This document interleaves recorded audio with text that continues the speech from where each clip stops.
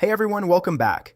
Let me ask you something real quick. Why is the PS5 still such a big deal in 2026? I was thinking about this the other day, and honestly, the more I thought about it, the more reasons kept popping up.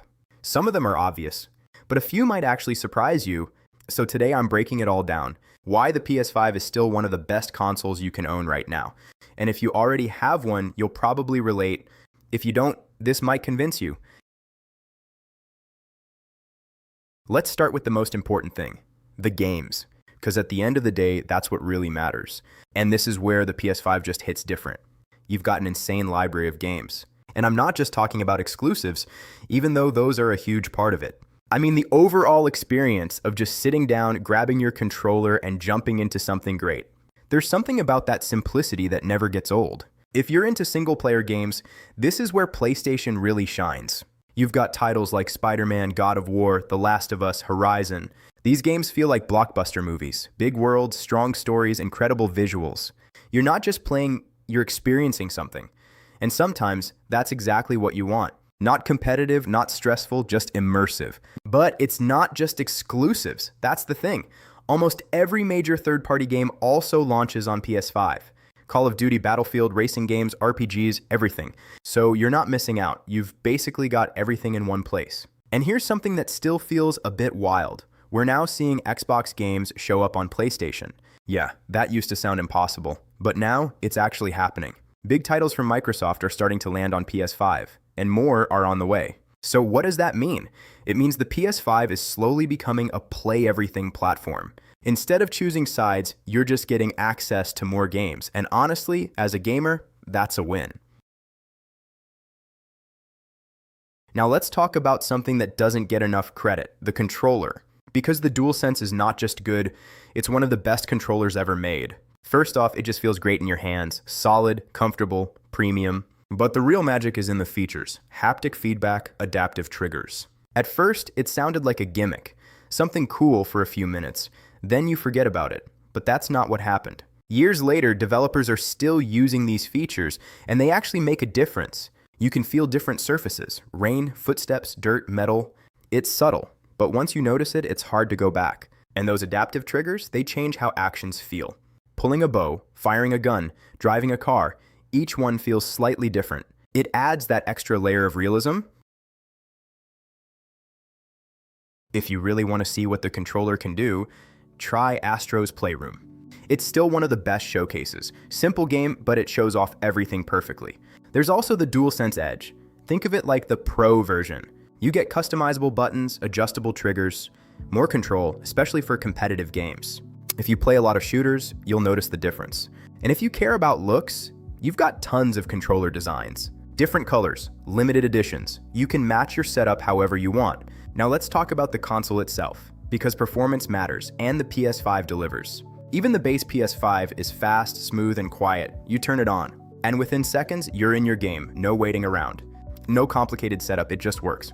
The newer slim version, even better for space. Same power, smaller design, perfect if you want something clean and minimal. But if you want more performance, that's where the PS5 Pro comes in.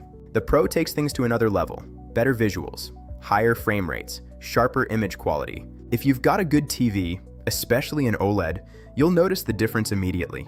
Games just look cleaner, more detailed, more alive. There's also new upscaling tech helping games look even better. And honestly, this is just the beginning. Future games are going to take full advantage of it, so is the Pro worth it?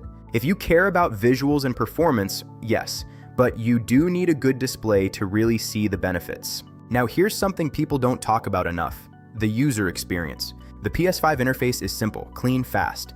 You pick up the controller, turn it on, and you're in a game within seconds. No digging through menus, no confusion. Everything is where you expect it to be.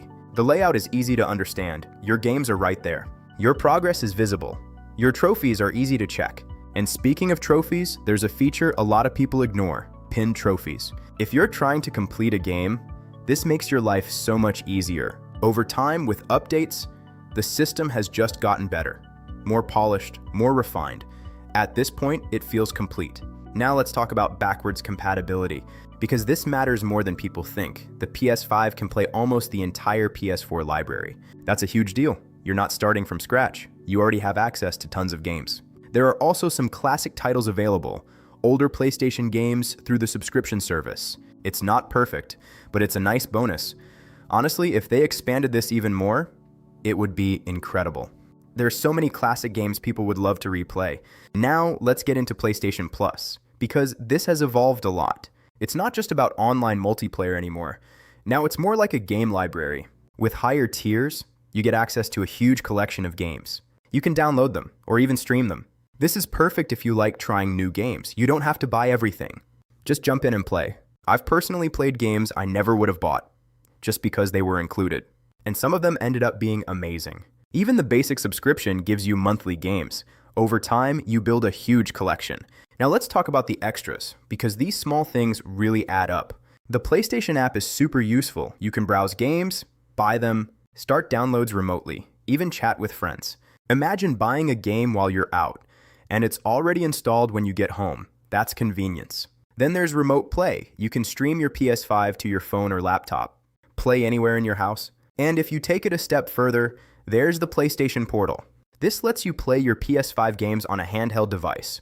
Great for when someone else is using the TV, or when you're traveling. If you've got good internet, it works surprisingly well. Let's not forget VR.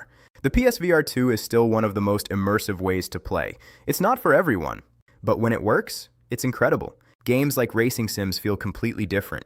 You're not watching, you're inside the game. Now here's something a lot of people overlook. The PS5 isn't just for gaming. It's a full media center. You've got all the major streaming apps, Netflix, YouTube, Disney+, everything. So after gaming, you can switch over and watch something instantly, no extra device needed. If you've got the disc version, you can even play Blu-rays and 4K movies. Still useful if you like physical media. Now let's talk about something that really makes a difference, the community. PlayStation has one of the biggest gaming communities out there, and it shows. You can connect with friends easily, jump into party chats, share gameplay, watch each other play. Even when you're not playing, you're still part of the experience. That social aspect, it matters more than people think. And finally, let's talk about the future. The PS5 still feels like it's in the middle of its life cycle. There's so much more coming. Big games are on the way, huge releases, next level experiences, and with everything improving, performance, visuals, features, it's only going to get better. So when you put it all together, the games, the controller, the performance, the ecosystem, the community, it's easy to see why the PS5 is still such a strong console in 2026. For me, there's just something about PlayStation, something that keeps pulling me back. So what about you? Do you already have a PS5? What's your experience been like? Or are you still thinking about getting one? Either way, let me know what you think.